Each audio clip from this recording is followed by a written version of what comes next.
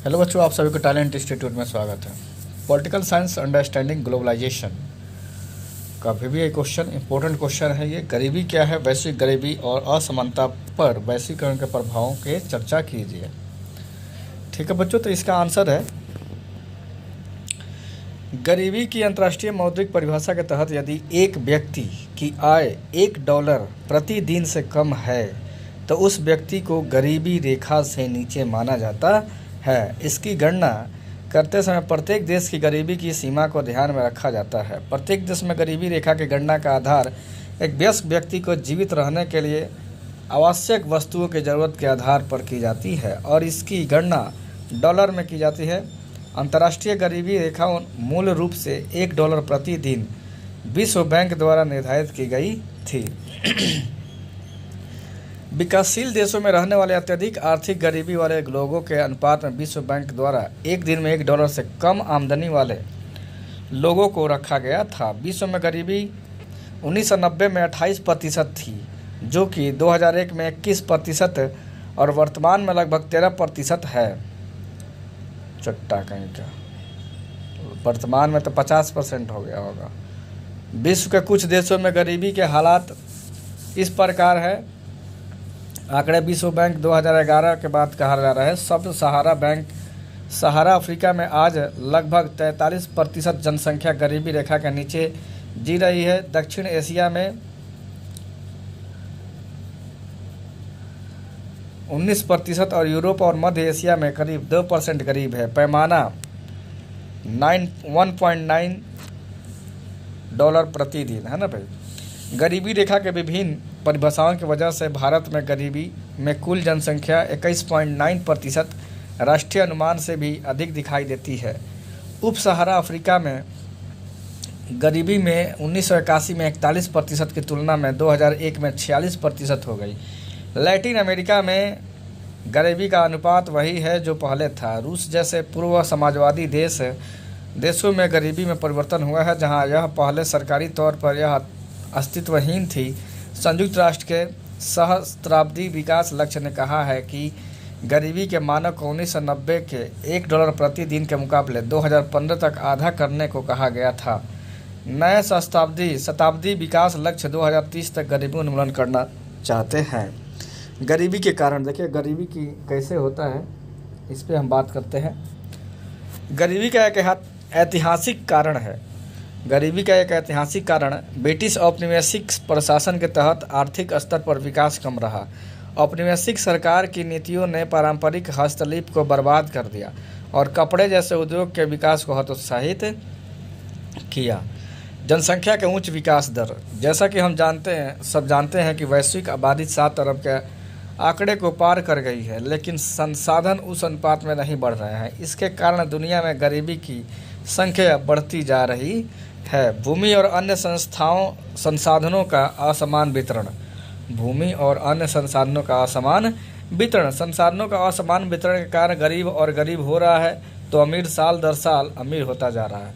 भारत में स्थिति यह है कि 90% संसाधनों पर सिर्फ 10% लोगों का हक है। भूमि सुधार जैसे प्रमुख नीतिगत पहले जिसका उद्देश्य ग्रामीण क्षेत्रों में संपत्ति का पुनर्वितरण करना था, को ठीक से लागू नहीं किया गया। कई अन्य सामाजिक, सांस्कृतिक और आर्थिक कारक भी गरीबी के लिए जिम्मेदार है। कई लोग सामाजिक दायित्व, धार्मिक अनुष्ठानों जैसे मुंडन, शादी समारोह, त्रयोदशी इत्यादि में बहुत सारा पैसा खर्च करते हैं और ऋण जाल में फंस जाते हैं। कृषि में कम उत्पादकता। ग्लोबल वार्मिंग के कारण भारी मात्रा में उर्वरकों के उपयोग के बावजूद भूमि की उत्पादकता में प्रति वर्ष कमी आ रही है, जिसके कारण पूरी दुनिया के किसान की आर्थिक हालत कमज़ोर है। संसाधनों का अल्पतम उपयोग। कृषि में छिपी हुई बेरोजगारी और अल्प रोजगार की दशाओं के कारण संसाधनों का अनुकूलतम उपयोग नहीं हो पाता है, जिसके कारण किसानों की आर्थिक हालत कमज़ोर रहती है। मुद्रास्फीति। सतत और तेज मूल्य वृद्धि से गरीबी में वृद्धि हुई है। इससे समाज में कुछ लोगों को लाभ हुआ है और निम्न आय वर्ग के व्यक्तियों के लिए अपनी आवश्यकताएं पूरा करना ठीक हो रहा है।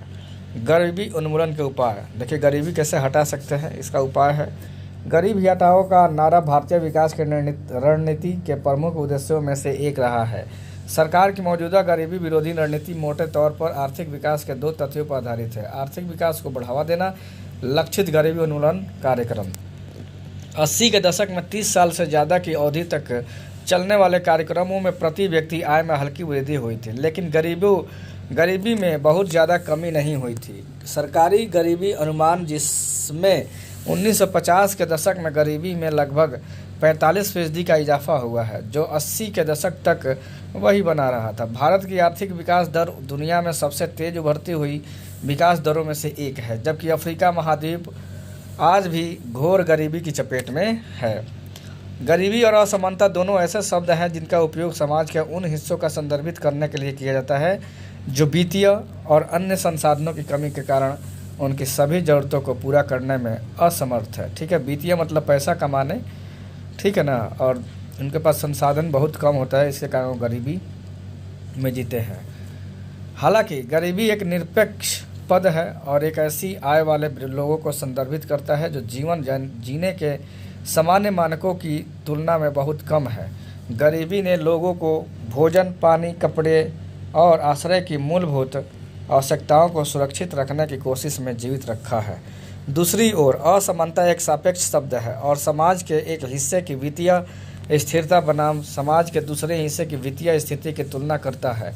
जहां एक पार्टी दूसरे से बेहतर है, दोनों के बीच एक और बड़ा अंतर यह है कि गरीबी को शायद भेद्यता के संदर्भ में मापा जाता है, जहां व्यक्ति गरीब से पीड़ित होता है क्योंकि वे अपने दायित्वों को पूरा करने में असमर्थ होते हैं, लेकिन क्योंकि वे मुश्किल से समाप्त होते हैं। उदाहरण के लिए, एक व्यक्ति जो प्रति सप्ताह $300 बनाता है के लिए $298 का खर्च होता है, उसे गरीबी में रहना कहा जाता है। यानी $300 कमा लिया, $298 खर्च कर दिया, ठीक है ना, डॉलर, तो गरीबी में कहा जाएगा, क्योंकि कोई भी अतिरिक्त व्यय उसे कमज़ोर बना सकता है। हालांकि असमानता भेद्यता को ध्यान में नहीं रखती है और केवल समाज के विभिन्न वर्गों की वित्तीय स्थिति की तुलना करती है।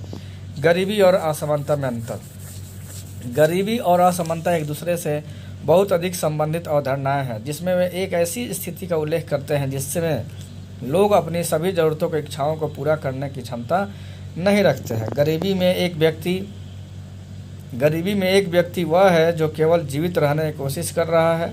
गरीबी में लोगों का जीवन में भोजन, वस्त्र और आश्रय सहित अन्य मूलभूत आवश्यकताएं भी नहीं हो सकती है। असमानता वह है जहां एक बार आबादी के हिस्से में अधिक वित्तीय संसाधन होते हैं, भौतिक वस्तुओं तक अधिक पहुंच होती है और दूसरों की तुलना में उनकी ज़रूरतों को पूरा करने के लिए माल और सेवाओं को प्राप्त करने की बेहतर वित्तीय क्षमता होती है। वैश्विक निर्धनता का निर्धारण विश्व बैंक की परिभाषा के अनुसार की जाती है। इसके अनुसार इसे निम्न बिंदुओं से समझा जा सकता है। वैश्विक रूप से यह अनुपात 1990 के 28% से गिरकर 2001 में 21% हो गया है। चीन में निर्धनों की संख्या 1981 के 60.6 करोड़ से घटकर 2001 में 21.2 करोड़ हो गई है। दक्षिण एशिया के देशों भारत, पाकिस्तान, श्रीलंका, नेपाल, बांग्लादेश, भूटान में निर्धनों की संख्या में गिरावट इतनी तीव्र नहीं है। निर्धनों के प्रतिशत गिरावट के बावजूद निर्धनों की संख्या में थोड़ी कमी आई, जो 1981 में 47.5 करोड़ से घटकर 2001 में 42.8 करोड़ रह गई है। भिन्न निर्धनता रेखा परिभाषा के कारण भारत में भी निर्धनता राष्ट्रीय अनुमान के से अधिक है, लेकिन अमेरिका में निर्धनता का अनुपात वही रहा है। रूस में जैसे वह समाजवादी देशों में भी निर्धनता हो गई, जहाँ पहले आधिकारिक रूप से कोई निर्धनता थी ही नहीं। ठीक है, तो यहाँ पे समाप्त हो गया है। ओके बच्चों, ये इम्पोर्टेंट क्वेश्चन है, अब आप लोग पढ़िए और पेपर अच्छे से दीजिए। हमारा बेस्ट विशेज आप लोगों का साथ है। ओके, चलिए फिर मिलते हैं अगले वीडियो में। थैंक यू सो मच बच्चों।